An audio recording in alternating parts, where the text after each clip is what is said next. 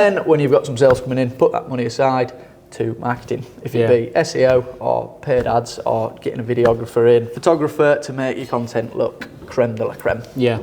And then you could just keep resharing that post. You gain more followers, the new followers won't have seen your older content, so just keep reposting it and recycling content. Yeah. So tell us a bit about the early days of how you applied content to that business. Yeah.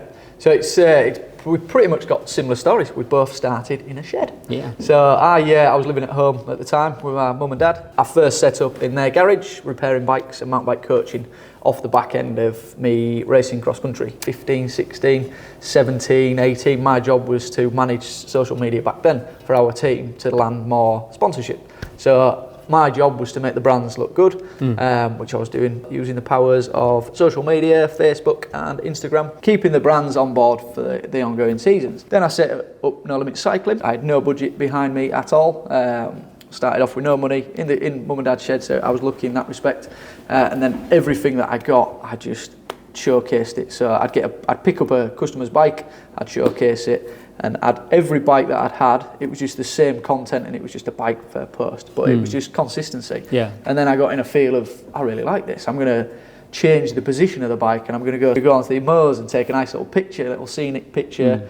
Or when I'm delivering the bikes to the customers, doing a click and collect drop, I'd take a picture of the bike, put it on Instagram, and it rocketed from there to the point where I got busy. My XC racing kind of dipped a little bit because I didn't have the time. My main thought process with starting a business is, I'll have freedom. I'll have loads of time to be able to train and put into that, which was completely opposite. As soon as you kind of need to make money and you don't have that income every month, can you do this? Yes, yes, yes. So I just became a yes man, which was good, busy at the time, but it just meant that my XC career kind of went off the cliff. And then I put all my energy into the business, which I absolutely love. Still to this day, still got the business, and love bikes, and that's the passion that I've got behind that. But going back to what I did, I put a lot of time into social media just by keeping the consistency up, and I really enjoyed getting back from work in the day and going on Instagram, doing a post, and I just enjoyed the process. I loved seeing the followers go up, I loved seeing the results come in, and people ringing saying, I've just seen a post on Instagram, can you service my bike, blah, blah. And from there, I got my first brick and mortar shop. So that was quite a big marketing push. Once you've got a nice space, you can make it your own. As you know, you can make it nice and creative, you can do a lot of cool stuff inside. So I put a lot of time into videos, promotions, in-store, running events and stuff like that, up to the point, 3.5 years down the line, we'd grown a really good reputation. Brands that were the best in the world wanted to work with us. So we're in a really cool position as a brand and as a shop, and we needed a bigger space, which is where we now are today. So we've gone from mum and dad's garage, and this is all through the power of social media. So from a shed to a bigger shed, but it was more of a glorified shed, and now we're in even a bigger glorified shed, which is the unit where we are here now.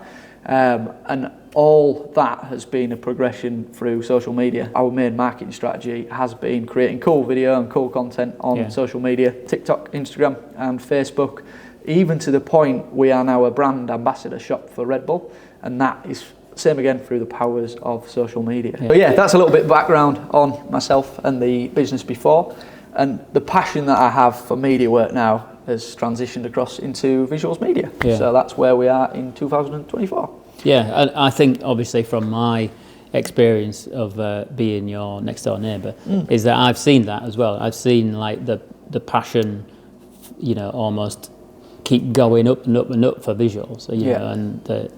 But every time I look out, you were always out there photographing something, doing something, creating content. So it's a natural progression from one business to another, just creating a service out of the thing that you enjoy, which is actually what happens with most businesses, right? Like you're a determined person.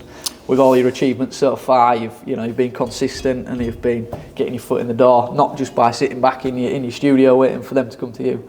Sounds like you're a go-getter, which is that's like a passion as well, right? Like to me, moving the needle.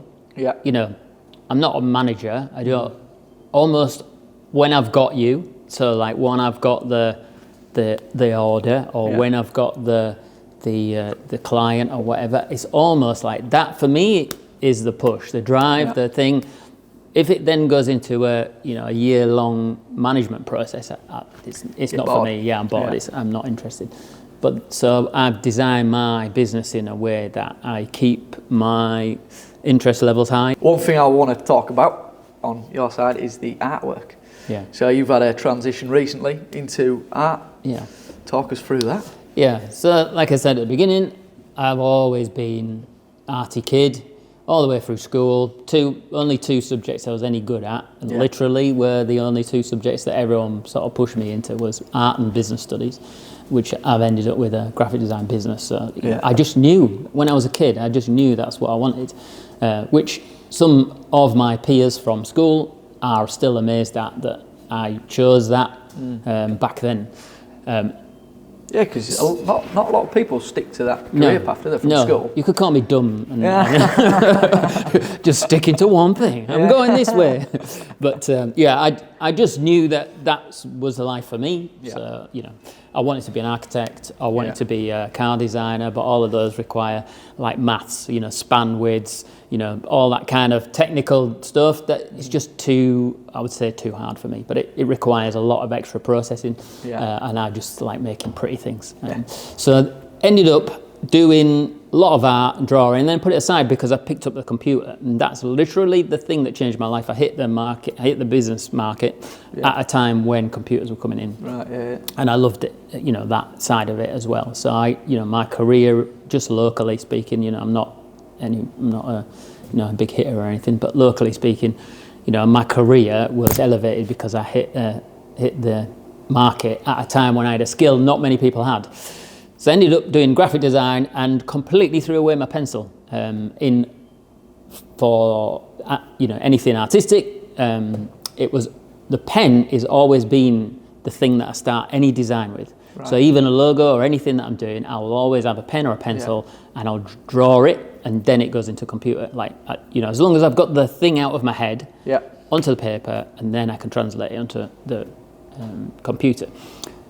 And then things changed in my business. I got to the point where I was just like, I don't want to chase that stuff anymore. I want to try something different. And had minor success, little inklings of this might work. Yeah. So I thought, right, I'll just sack it all off. Yeah. I'll become an artist. That's a bold move as well, isn't it? Yeah, again, thick. Stubborn. Yeah. Idiot. Yeah. Certainly my wife thinks so. But it's paid off. Oh, it's paying off. Yeah, it's paying off, yeah. I realise it's time in the market, right? Just like anything, going back to any business, you've got to be doing it long enough for people to actually take any notice that you're there. Going back to consistency. Yeah, exactly. Yeah, you just got to keep putting out, keep putting out content, but you've got to keep putting out your sort of drive and desire to try and grab what it is that you want. You've got to keep going for it. The art stuff essentially was like, right, I'm gonna give 2024 over to this becoming an artist, and it's been hard, to be quite honest. There's been points at which I could just have given it all in, and I've got to a point now where I'll be all right for a month or two, in terms of like runtime, because I picked up an old project, the old part of my business, but what that does is enable me to keep doing art, and keep producing stuff. So I mean, I just love it. I enjoy doing it. It's very freeing, like you get lost in it, and just honestly, there's so many opportunities out there. It's me who's holding me back. You've just got to decide. That's what I feel about anything in life. It's you just make the decision that this is what you want, and then you just go for it. Because you can get lost and spend a lot of time on your art, can't you? Yeah, absolutely. 40, 50 hours. The amount of times I walk in and you're there drawing away and you've been on something, 40, 50 hours. Yeah. That's crazy, but that's love and that's passion. Yeah. That's where you get to places, I guess. Yeah, I think so. Well, it's no different to you editing and doing all that stuff, which I'm, I hate editing. I hate it. You've got to be in that right mood for editing. Yeah. You've got to be in the moment. You've got to just, I prefer, if anything, to be locked away at night. Right. Like the phone doesn't ring after hours, like through the day. So working into the night, you can get in that zone, that tunnel vision, and when you get the flowing with an edit, you just get, like you say with your eye, you just get lost in it. Yeah. And and then you look at the clock, it's 3 a.m, you're like, shit, I'm up soon. Yeah. So, but yeah, it's all the process, and you got to enjoy the process. Yeah. You're not going to enjoy every part of it, but you know. Mihai Csikszentmihalyi, who's a psychologist. Basically, he's the guy who created like the map of flow. Right. Yeah. And one of the things he says is that what we do is we build. Mm-hmm. So like when you're editing or you're building a website or you're doing a drawing or whatever, you're building it all in your head. So the whole thing is created in this space that is your brain. Yeah. And then when you you start downloading it into the things that you're doing, you've got it all, you know what you're going to do. And then you get one interruption and the whole thing just goes to the floor. True, yeah. And then you got to build it all back up again. And that's why working at night is perfect, because you don't get those interruptions. No distractions. So you can still stay on focus, and you can build this, whatever the thing is you're building. You can build the dream outcome into the website or the thing. So. Because just on that as well, you've wrote a book, haven't you? It's not a book launch, it's not a product launch or anything like that, is it? But you've sat down. Yeah, anything creative. How long did it take to write the book? It took me a long weekend. A long weekend to write a book. Was like that's crazy. Intense. Yeah. How did you get by that full weekend, Rick? Let's tell the audience that. That's not for TV. A lot of caffeine, let's say. Yeah. But yeah. The writing bit is the easy bit, right? The editing bit is the hard bit, because you got to throw out some of the stuff that you think's good, you know. Like, and when you do it over that length of time, there's a lot of rubbish in there as well, because you're just smashing it out. Yeah, a weekend's crazy. Yeah, it was basically the majority of it. 80% of it was written in a weekend, and then it took me over a year to edit it. So because I couldn't go back to it, like mentally, I'd just wipe myself out. Yeah. So over a year, I would go back and tackle a bit of it, and then I employed a professional editor to go back over the top of it. And then she was saying, "Can you edit this?" It's like it was actually excruciating, in one way, but at the same time, I really sort of enjoy the process, because it's difficult, and just like sport or anything. You get an achievement out of difficulty, right? You don't. If it's not hard, then there's no reward. Yeah, that's it. Yeah. And no one's bought it. The book. I did it for me. Wait, can you buy it now? Yeah, it's on Amazon. Yeah. Is it? Right, cool. What's the book called? Designed to Stick. Designed to Stick. Yeah. So it's about designing a business that you love. Yeah, that you love, and so it's not about millions. Yeah. I'd love to be a millionaire myself, but what I'm more interested in is chasing the dream job, the thing that I get up for every day. Yeah. There's very, very few times in my 20 odd years of business that I've ever had that Monday morning feeling, because I'm doing what I want to do. I've chosen this path. No one's choosing it for me. So here's a question. If you had £1 million drop in your bank tomorrow, would you still do what you're doing now? Absolutely. Not even a question. I thought you were going to say absolutely not. No, absolutely. Absolutely, yeah. There's nothing, even 10 million. Of course, I would like to go on, to, the Maldives and do all those nice things, but there's, the studio would still be there. Yeah. And there might be some nice stuff in the studio. There might be a new printer, and there might be, but it would still, the same thing would happen every day. Yeah. Because I love what I do. Right? I've designed it to be the business I want it to be.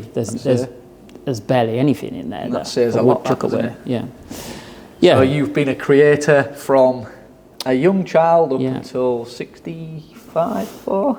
I was going to respond in a way that my children can't see. Let's just say I'm not. Keep it PG. Yeah. I am. You're still young. I'm still in my 40s. Yeah. So still young at heart. Yeah. Yeah. So that's a wrap for today's episode. I was looking down at my thing. Oh, yeah. Let's do it again. Let's do it again. So that is a wrap for today's episode. I've been joined by Rick. I've really, really enjoyed listening to Rick and having a conversation with Rick. I hope you have. If you have, hit that thumbs up. Drop us a message in the comments if you've got any questions for Rick and all his achievements so far in life. Like he's mentioned, he is young and he's still got a long career ahead. So yeah, drop us a line in the comments if you've got any questions. Thanks for watching, guys, and we will see you on the next one.